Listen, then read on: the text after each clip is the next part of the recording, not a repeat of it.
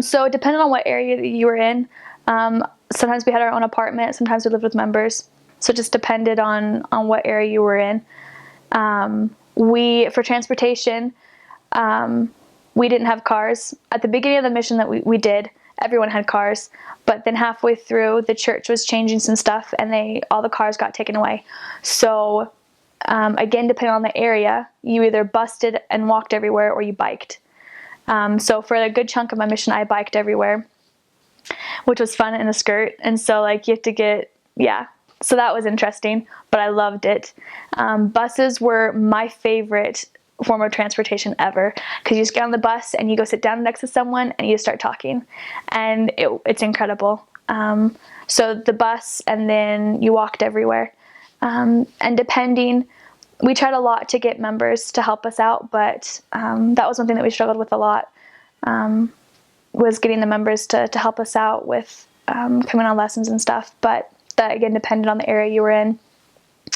And a normal day was getting up at 6:30. We worked out. Then we had an hour where we got ready, had breakfast, and then we sat down for an hour and did our studies. And I never felt like that hour was enough time, because there's just so much that you want to study for your investigators and prepare for the day. And then we had time where we sat down and we had companionship study, where you share with your companion the things that you learned. And we did role plays, where you and your companion sit down and you actually act out a lesson that you wanted to have that day with a particular investigator.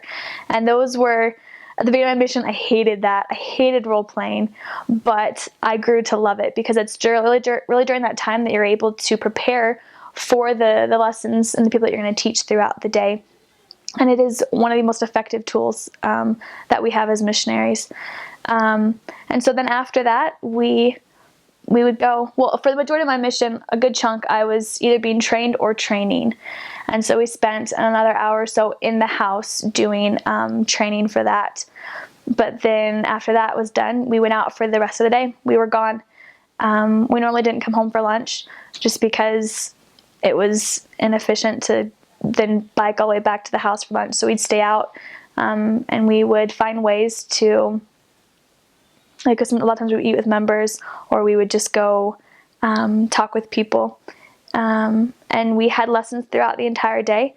The night before, we plan out every single hour of the day and what we're going to be doing specifically. So then when it's that day and we're going through it, we know exactly what it is. It's 3:00. Okay, we're going over to Maricelas to teach about the gospel of Jesus Christ, the steps.